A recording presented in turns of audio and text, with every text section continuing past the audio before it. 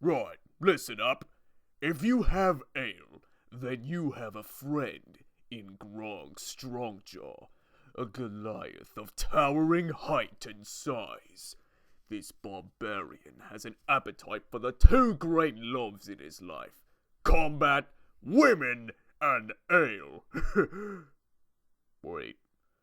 Easily the brains of the group, Grog is often consulted for his vast knowledge of shapes, colors, and shiny things. Also ale. In his early years, armed with his two-handed great axe, Grog often enjoyed proving his might amongst the ranks of his family's wandering herd.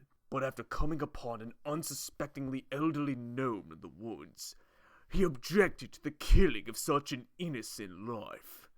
A creature of impulse, Grog only felt pity for this terrified little thing, and his disobedience cost him dearly. Beaten bloody and banished by the herd leader, his uncle Kevdak, Grog was abandoned and left to die, exiled from his herd.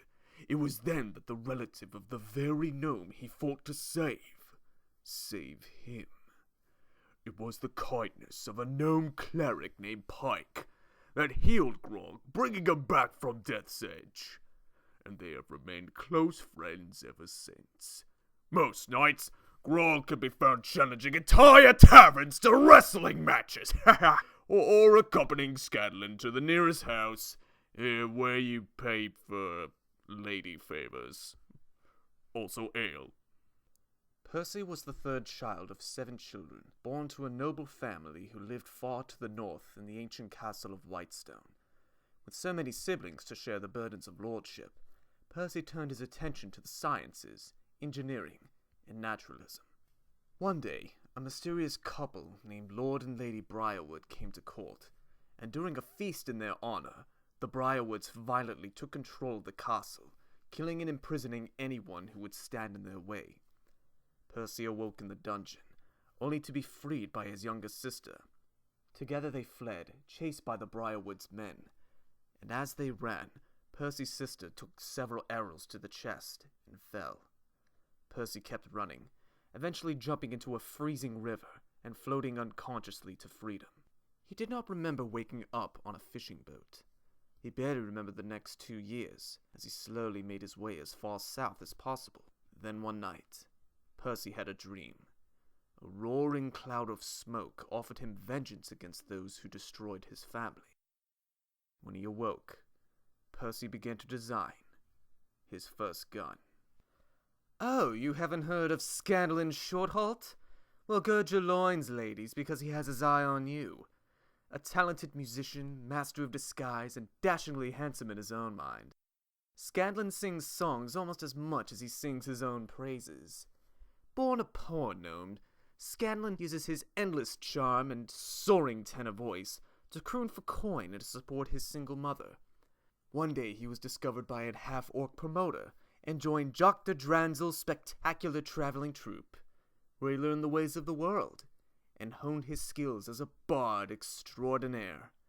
A loner much of his life, Scanlan has never quite come to the terms with the violent death of his mother at the hands of a goblin invasion. While his years on the road proved many, shall we say, educational experiences with the opposite sex, deep down, Scanlan yearns for one thing he's never known: the true love of a fellow gnome. Still, Scanlan considers himself a lover first, performer second, and a fighter distant third.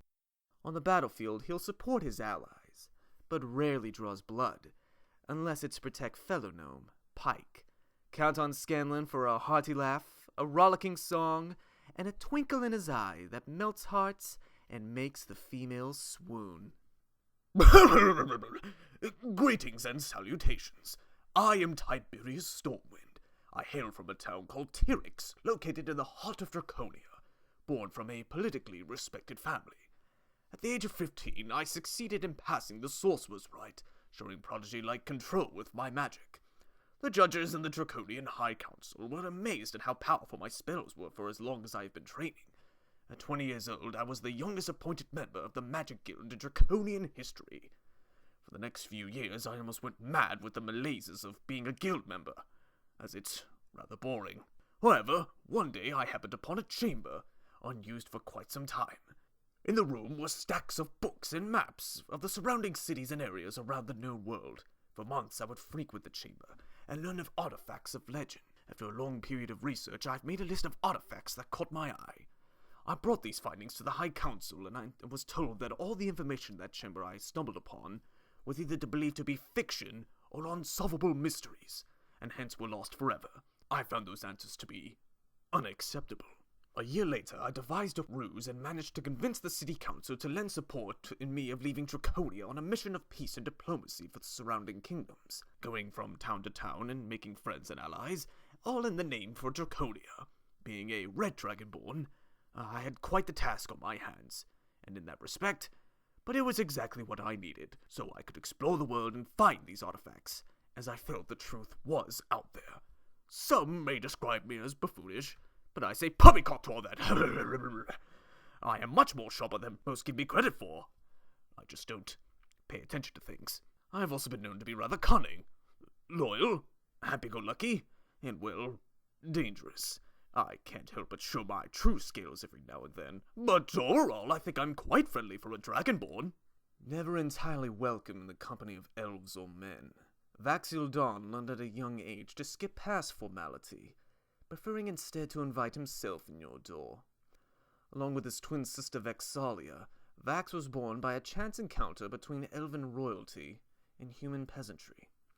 Raised by their mother in their early years, the twins were eventually sent off to their father in the elven capital of Singorn.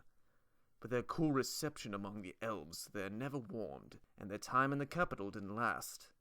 The siblings stole away one autumn night and set out on the open road. After a few years of wandering, they eventually decided to return to their mother and journey back to the lands of their youth. But instead of finding their childhood home, they returned to a pile of rubble.